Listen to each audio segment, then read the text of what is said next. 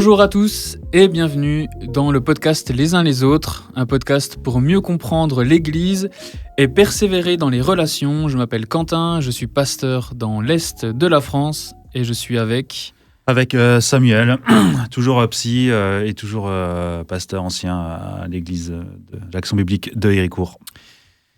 Et aujourd'hui, on continue notre série de podcasts sur la question des émotions. Je le rappelle aussi, dans ce podcast, il y a toujours 3 thèmes qui vont un peu se répéter. Un thème sur l'ecclésiologie, la doctrine de l'Église, un thème sur l'accompagnement, prendre soin les uns des autres, et un thème un peu plus spécialisé sur la question psy, parce que Sam est psychologue. Et il y aura des choses qui seront un petit peu à cheval entre les deux. Et aujourd'hui, c'est un peu le cas avec les émotions.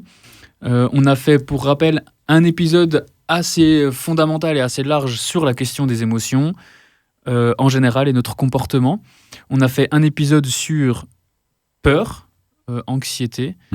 Et là, on va traiter d'une deuxième grande émotion qui, je suis sûr, nous concerne tous, la colère, la frustration, la haine. Du coup, c'est plutôt moi qui vais te poser des questions, puis après on va faire un peu des allers-retours, je pense. Qu'est-ce que... je pense qu'on commençait par une définition. Ouais, on commence souvent par une définition. Une définition de l'émotion. Ouais. Qu'est-ce que la colère, la frustration, la haine, comment tu le définis, comment on le définit aujourd'hui? Alors on rappelle qu'on utilise souvent des émotions de base dans ce podcast, mais que ce n'est que, on va dire, des grandes thématiques d'un spectre beaucoup plus large et nuancé. Et c'est pour ça que, notamment, lorsqu'on parle de haine et de frustration, on va plutôt parler de typologie de colère, mais que la colère, en fait, regroupe ces éléments-là et qu'il y a tout un tas de nuances à apporter. Et si on devrait considérer la colère et ces différents sous-thèmes, on rappelle qu'une émotion, c'est toujours une perception. Une émotion ne peut pas venir de nulle part ou ex nihilo. C'est une perception dans notre environnement ou intérieurement. Et c'est une perception qui peut être légitime ou illégitime, qui peut être à tort ou à raison. On parlait, je crois, la fois dernière sur la peur, sur la question des animaux, où parfois il peut y avoir des peurs complètement irrationnelles et donc à tort, mais on a quand même peur et donc il faut traiter quand même l'émotion. L'émotion en elle-même n'est pas illégitime, mais c'est le traitement de l'information qui peut être à tort. Et pour le coup, la colère, eh bien, c'est une perception à tort ou à raison. Eh bien, pour nous, là, l'objet, ce sera l'injustice. Lorsqu'on perçoit une injustice autour de nous, on aura tendance à se mettre en colère. Une injustice qui peut être faite à nous ou à autrui. Ensuite, il y aura tout un panel suivant l'objet, l'intensité, etc. Mais voilà, si vous pouvez garder quelque chose en tête, c'est que la colère a un rapport avec les injustices que nous percevons dans ce monde et autour de nous. Et puisque nous vivons dans un monde pécheur, nous sommes régulièrement en colère, ou peut-être même constamment en colère. Et du coup, quand on avait parlé de la peur, c'était perception à tort ou à raison d'un danger ou d'une menace, et le besoin, c'était d'être rassuré. Ce serait quoi le besoin lié à l'injustice et à la colère? Il y a 2 éléments lorsqu'on se met en colère, et ça c'est assez intéressant parce qu'on le voit aussi dans des IRM fonctionnels. On vit tous des émotions de colère et c'est en général l'émotion qui a tendance à nous faire pousser à l'action. C'est une émotion qui raidit plus nos membres, où on a plus envie de parler, où on est plus ce qu'on appelle impulsif. On a tendance à réagir assez promptement à la colère. Et c'est normal parce que nous le voyons au niveau de notre cerveau que en fait, ce sont les zones particulièrement associées aux mouvements qui sont activées. On peut notamment penser au cervelet qui est à la base arrière de notre cerveau, qui est particulièrement activé lors d'éléments de colère. Et donc, en général, le besoin principal de la colère, ça va être de l'exprimer. Ouais. Et parfois, et nous le savons tous que c'est... déchirer ses vêtements. Ou de déchirer ses vêtements. On a des fois du mal à contenir, du coup, eh bien, les mouvements, les paroles qu'on a envie d'exprimer. Et très souvent, on peut le regretter. Et ensuite, eh bien, on cherchera aussi une forme d'apaisement, parce que la colère est rarement quelque chose d'agréable, et on a envie qu'il y ait une forme d'apaisement, de rétablissement de la justice. Ça, on va dire que c'est un sous-thème. Mais le premier, c'est l'expression, effectivement, de cette colère. Donc, il y a un grand enjeu par rapport à cette expression, parce qu'on peut exprimer d'une très bonne manière la colère, et on peut l'exprimer d'une manière extrêmement dévastatrice, autant pour nous que pour les autres. Ok. Du coup, là, maintenant, la réflexion que j'ai, elle va être en tant que chrétien. Quel est l'enjeu particulier d'un chrétien vis-à-vis de la colère? Comment la Bible parle de la colère? Est-ce que c'est une émotion présente dans la Bible ou pas? La réponse est oui. Si vous lisez un peu la Bible, normalement, il n'y a pas de débat là-dessus. Mais voilà, du coup, comment on articule ça en tant que chrétien, la colère? Ouais. Moi, je suis d'une génération où quand même il y avait une forme de tabou par rapport à la colère, parce qu'on l'associait beaucoup au comportement. Et vu que dans une colère, il y a un gros enjeu par rapport à notre maîtrise de soi, il y avait ce truc où il ne fallait pas se mettre en colère, etc. Et les choses ont évolué depuis, fort heureusement. Et la colère est effectivement une émotion qu'on retrouve tout le long de la Bible. Dieu est en colère face au péché et face à l'injustice. Autant lui en tant que père que lui en tant que fils. Et si on a des exemples, on a évidemment l'exemple de Jésus dans le temple avec son fouet, et comment est-ce qu'il renverse du coup les étals des marchands. Mais on voit en fait que c'est une émotion très très présente. Par conséquent, qu'on ne devrait pas évacuer. Comme toute émotion d'ailleurs, une émotion, le but du jeu c'est de la traiter. Si on ne la traite pas, on la renforce. C'est un principe de base qu'on répétera à chaque fois qu'on parlera d'émotion. Et donc il faut la considérer comme quelque chose qui nous traverse et qu'on doit prendre en compte. Et en fait, c'est un élément hyper important au niveau de la colère. Ça veut dire quoi, traiter, du coup? Et tout à fait, c'est de la prendre en considération, de la mentaliser, de savoir qu'on est en colère, de comprendre pourquoi on est en colère, et du coup de la mettre ce qu'on appelle en conscience. Alors bien sûr, on fera un épisode sur l'inconscient, mais en conscience dans le sens où on va, d'une manière intentionnelle, réfléchir à cette émotion, réfléchir à qu'est-ce que l'on croit, réfléchir à ce que l'on perçoit. Parce qu'en fait, l'enjeu de la colère, c'est qu'on n'a pas beaucoup de temps en fait pour pouvoir y réfléchir, parce qu'on réagit souvent très très rapidement. Et donc il y a un enjeu particulier à bien la mentaliser et bien la mettre en réflexion pour justement ajuster nos comportements associés après. Parce que c'est généralement avec la colère où on a des comportements à court terme qui peuvent être très très problématiques, et notamment des éléments de péché. Donc la Bible nous le dit. J'aime bien le passage qui est plutôt un passage doctrinal et pas un exemple. Et c'est lorsque vous vous mettez en colère, ne péchez point. La Bible montre bien qu'on va forcément se mettre en colère, mais que l'enjeu, c'est la question du péché. C'est la question des conséquences associées. Parce que je crois que dans un monde déchu dans lequel on vit, il est normal qu'un chrétien est en colère. Et du coup, l'enjeu du chrétien, en fait, il est des deux ordres que je viens de dire de manière implicite. Un, il ne faudrait pas se mettre en colère. Et donc du coup, comme si l'émotion était un péché en soi. En soi. Alors, être en colère, c'est mal. C'est ça. Ouais. Et du coup, c'est un gros problème ontologique, un gros problème par rapport à qui on est en tant qu'image de Dieu. C'est-à-dire que si on ne se met pas en colère, ça veut dire qu'on ne perçoit pas le péché. Ou alors qu'on minimise ce qu'est le péché. Ouais. Ou alors que le péché n'est pas une injustice. Enfin bref. Et on classifie comme ça. Et en fait, c'est pas possible. Enfin, en tout cas, c'est pas ce que la Bible dit. Ouais. Et de l'autre côté, c'est de se dire comment est-ce qu'on va pouvoir réguler notre colère, puisque du coup l'injustice est liée au péché. Comment est-ce qu'on va pouvoir grandir pour discerner, et là c'est l'enjeu $1 million, discerner ce qui est de l'ordre de l'injustice selon Dieu par rapport à l'injustice selon moi. Ouais. Et c'est là où aussi il y aura un gros enjeu, parce que on est pécheurs, et que du coup on aura tendance à aussi mettre notre grille de lecture très très rapidement. Et c'est là aussi l'enjeu de la réflexion par rapport à la colère, de se dire, quand je me mets en colère face à une injustice, est-ce que cette injustice elle est légitime devant Dieu, ou est-ce que cette injustice elle est légitime uniquement devant moi, ce qui pose du coup une difficulté. Okay. Donc si je comprends bien et que je résume, il y a la question de la cause de la colère qui doit être interrogée. parce que du coup, on peut ressentir des injustices légitimes quand c'est vraiment une injustice selon Dieu, et on peut ressentir des injustices parfois illégitimes ou amplifiées aussi, parce que en fait, c'est plus une injustice selon moi, selon mon point de vue, et dans ce cas-là, la colère, elle a une part non bonne. C'est ça. Elle a une part qui trahit des croyances et une vision du monde, en fin de compte. Je vais vous donner 2 exemples tout bêtes qui nous arrivent. C'est le stop en campagne et le radar automatique. Le radar automatique, ok, parfois on se fait choper, il y a le flash qui arrive, etc. Alors il y a plusieurs manières d'y réagir.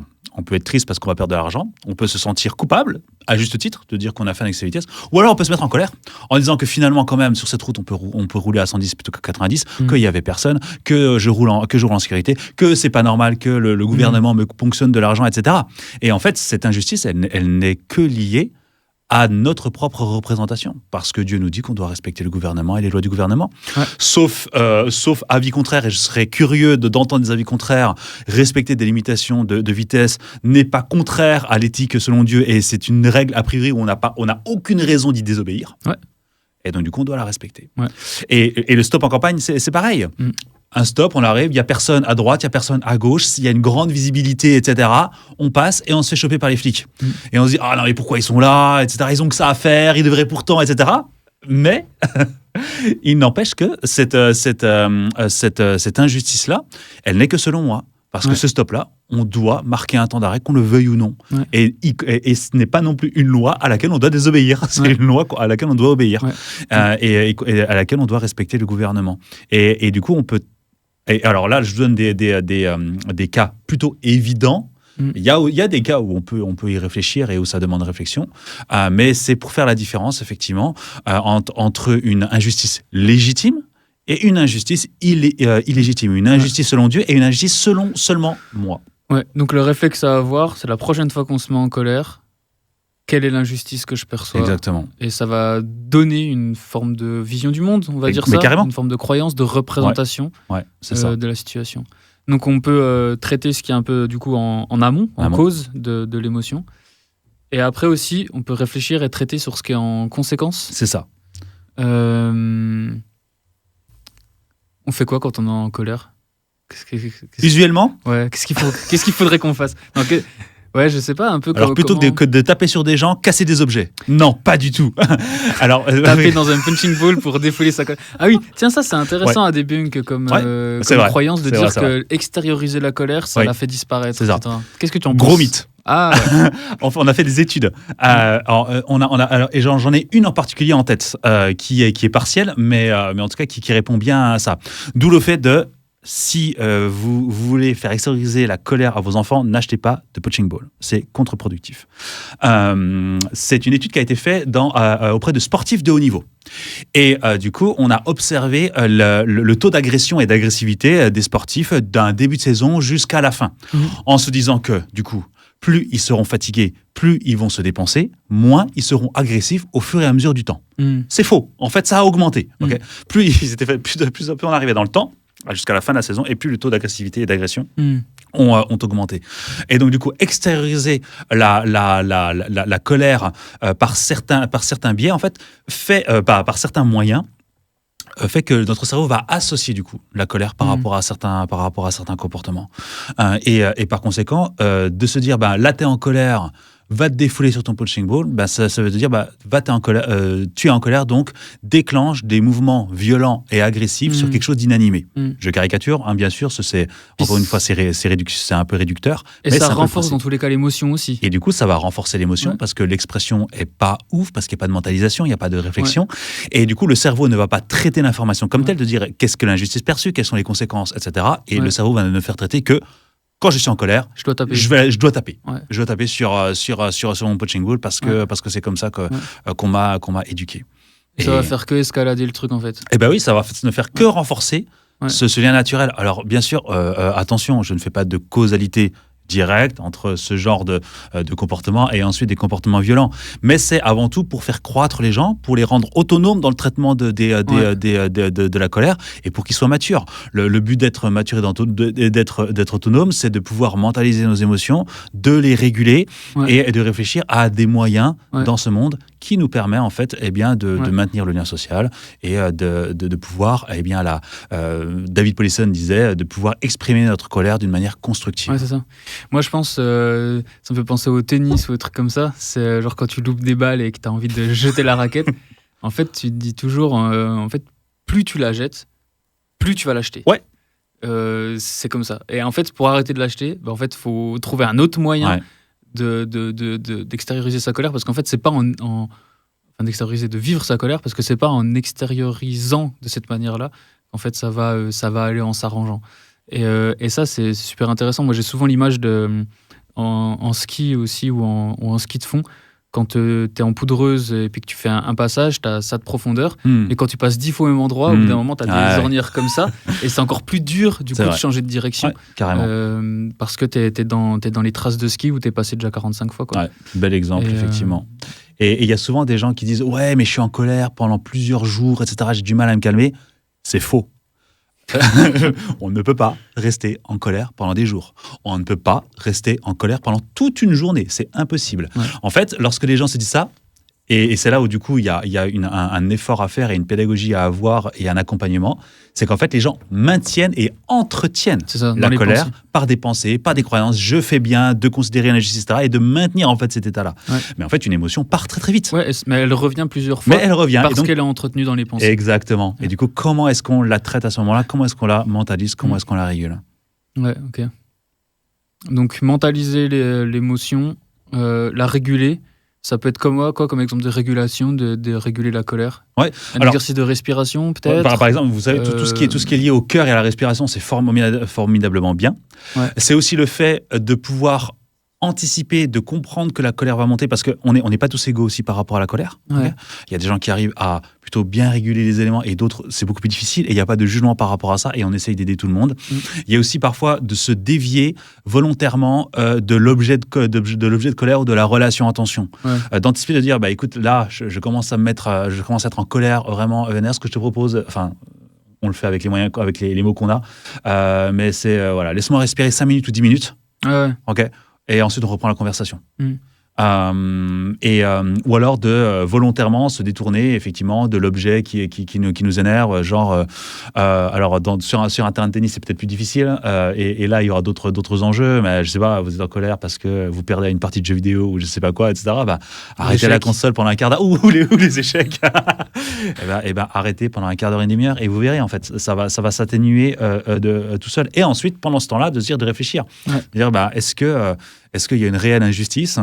Qu'est-ce que veut dire cette injustice-là? Tu penses aux échecs, par exemple. C'est quand même marrant. Tu blunders ta dame au 15e coup. C'est ça.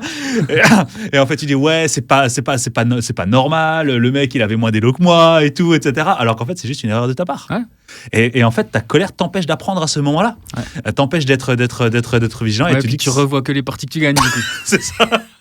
Et donc, du coup, aux échecs comme dans la vie, ça t'empêche de croître. Ouais. Ça t'empêche de comprendre en fait les tenants et les aboutissants de ta responsabilité. Ouais. Et c'est dommage du coup parce que du coup ça nous empêche de maturer. Et a fortiori en tant qu'adulte, si on n'arrive pas à le faire, à combien ce sera plus difficile aussi de le faire avec nos enfants du coup. Et aussi de les accompagner aussi par rapport à ces réflexions-là. Moi je trouve ça, Pauline, mon épouse, est psychologue dans le développement de l'enfant.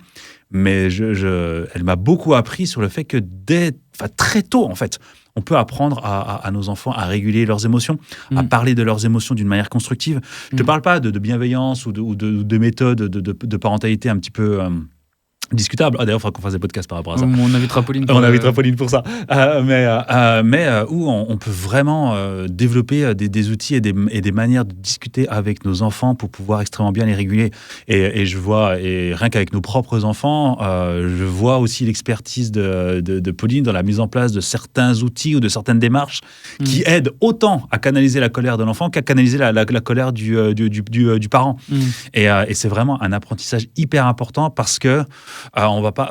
Il n'y a pas de secret. Si vous n'arrivez pas à maîtriser votre colère, à la rendre constructive, ce sera difficile de transmettre un schéma inverse à vos enfants. Ouais. Et on le rappelle aussi souvent, mais quand on est dans un pic émotionnel, c'est pas le bon moment de prendre aussi les grandes décisions de sa vie. Oui. Qu'on soit très joyeux, très triste, Ça. très anxieux ou angoissé ou très en colère. C'est généralement pas le bon moment de prendre les grandes décisions de sa vie. Carrément. Pour finir, est-ce qu'on pourrait parler, comme on l'avait fait, de la peur d'ancrage biblique, c'est-à-dire de narratif dans la Bible où il y a des personnes qui sont en colère et un peu voir ce qu'on a fait là, c'est-à-dire un peu le côté cause, un peu croyance, et le côté réaction. Moi, j'en ai un qui est facile, et puis après, je te laisserai en faire d'autres. Je vais me prendre Caïn, parce qu'il est très très bien. Caïn et Abel. Caïn et Abel, vous connaissez l'histoire, injustice perçue à tort ou à raison. Et ben le fait que l'offrande de son frère soit acceptée et pas la sienne. Et réaction, pour rétablir la justice, fratricide, meurtre. Il y a ce texte, le péché est tapis à ta porte. Je le dis de tête, donc il est peut-être pas vrai, mais enfin pas précis, mais et domine. Je sais plus où est-ce qu'il est. Mais domine sur lui. Il cherchera à dominer sur toi, mais domine sur lui. Et on voit vraiment ce côté genre, il perçoit une injustice, il se met en colère et réaction à sa colère, le meurtre direct. Ouais. D'autres. Ouais. Et on voit dans ce passage que Dieu, il n'est pas passif. Il vient à sa rencontre. Il sait qu'il est vénère, le mec. Et il donne la chance de dire, OK, qu'est-ce qui se passe? C'est quoi le problème? Et je trouve que c'est un bon exemple aussi, ça. Parce que, alors bien sûr que, comme tu le dis, des fois, quand on est sous l'émotion, il faut faire attention à pas aller n'importe comment. Mais il est bon, il est sage, et c'est une forme d'amour que d'aller vers les personnes pour parler de leur colère. Et on le fait pas souvent, ça. Pourquoi est-ce que tu t'es mis en colère à ce moment-là? C'est pas une phrase qu'on dit souvent. Verset 6. Pourquoi es-tu irrité et pourquoi abordes-tu un air sombre? Un air sombre. Et irritation, synonyme de colère, en tout cas dans ce contexte-là. C'est ça. Et je trouve que Dieu est très pédagogique et que c'est un exemple pour nous, dans l'Église et dans nos environnements, d'aller vers les personnes, parce que des fois aussi, comme je l'ai dit, on n'est pas tous égaux, et du coup, il y a des personnes qui ont plus de mal à traiter leur colère que d'autres. Eh bien, c'est aussi à nous, en tant que chrétiens, on a une responsabilité par rapport à aller vers les gens et de leur poser les questions. Pourquoi est-ce que tu t'es mis en colère? Et peut-être qu'il y a des choses extrêmement légitimes, et il n'y a pas de souci par rapport à ça. Mais ne pas laisser les gens dans leurs émotions trop longtemps, parce qu'après, on se raconte vite des histoires. Mais c'est marrant et intéressant que là, l'action de Dieu dans ce texte-là par rapport à Caïn, c'est de lui faire mentaliser. Exactement. C'est dire, OK. C'est dire pourquoi? Qu'est-ce qui se passe chez toi, en fait? Essayer de comprendre ce qui se passe chez toi. Trop bien. Moi, c'est celui que j'aime bien, et je pense qu'on ne se l'avoue pas souvent. C'est Jonas qui est en colère contre Dieu. Et soyons honnêtes, je pense qu'on est régulièrement en colère contre Dieu parce qu'il y a un écart entre notre justice à nous et la justice de Dieu. Et forcément, et du coup, Jonas, lorsque Dieu lui demande d'aller à Ninive, il se dit, non mais t'es fou, quoi. mais regarde ce peuple, je te trouve injuste. Là, d'aller leur donner une occasion de se repentir, c'est injuste pour moi. Et on le voit aussi. Alors, c'est le texte biblique. Donc du coup, en tout cas, c'est de cette manière-là que Dieu a voulu qu'on le lise. Mais donc il veut pas, il se fait gauler par le poisson, il se fait chahuter dans le navire, il se fait gauler par le poisson et ensuite il arrive sur la plage. Et lorsqu'il va à Ninive, alors j'ai plus le texte sous les yeux, mais en plus, Jonas, non seulement il continue à être sans aucun doute en colère, parce que lorsque finalement il va à Ninive, le seul truc qui dit, je crois que c'est Dans 40 7 mots, jours. c'est ça? Dans 40 jours, Ninive sera détruite. C'est ça, 7 mots, hein, un Grosse truc prédique. comme ça. Grosse prédique, remplie de compassion et d'amour pour les Ninivites. Mais bon, voilà, c'était pas le plan de Dieu et quand même, ils se repentent. et on voit en fait que sa colère va loin. C'est-à-dire que non seulement il désobéit, mais en plus, il continue, malgré une obéissance, à être dans cultiver ce truc-là et à essayer de moins obéir possible à Dieu. Heureusement, Dieu fait en sorte à ce que les Ninivites se repentent à ce moment-là. Ouais. Du coup, ça me pose la question de la colère contre Dieu Ouais. en tant que chrétien. Si on est en colère contre Dieu, c'est-à-dire qu'on considère que Dieu est injuste. Ouais. Donc c'est un péché. Donc c'est un péché et on devrait le travailler. De se dire en fait quel est l'écart entre notre justice et la justice de Dieu. Il y a des éléments qui sont incompréhensibles dans la justice de Dieu, mais il faut les considérer comme incompréhensibles. Ouais. Et des fois, en tant que créature, on a cet orgueil de croire, de tout comprendre.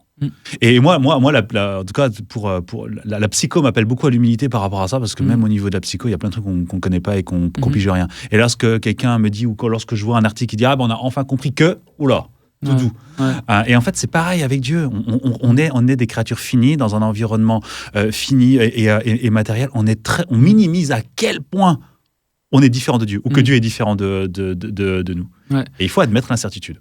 Ouais. Et une forme de mystère. Oui, c'est ça, de mystère. Mystère, c'est pas une contradiction, c'est quelque chose qui ne nous est pas accessible. Ouais.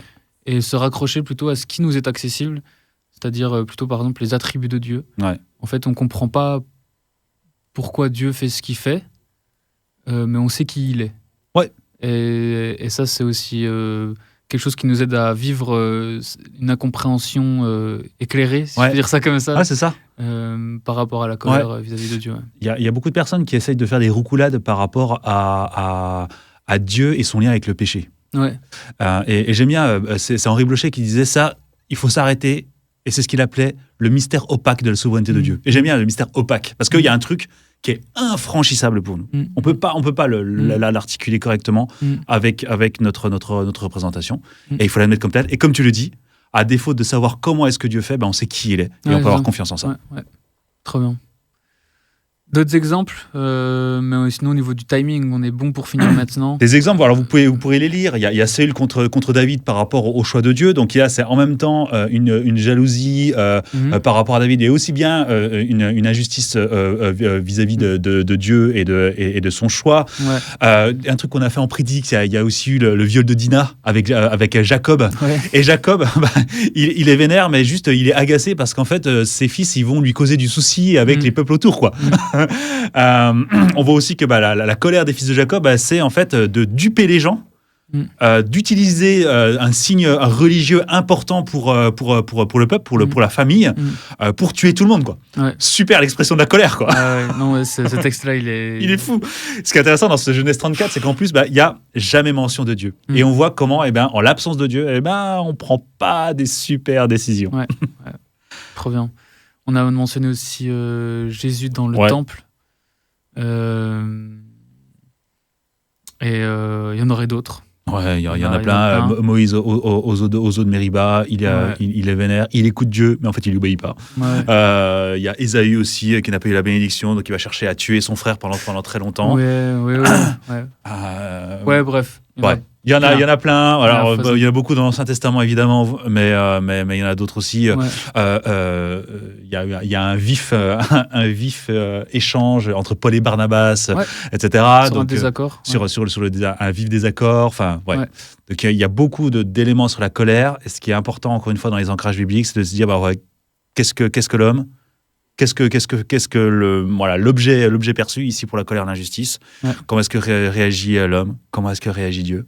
Et en général, vous aurez des éléments éclairés et éclairants pour votre vie. Très bien. Merci Sam. Et puis on se dit à la prochaine pour un prochain épisode. À la prochaine.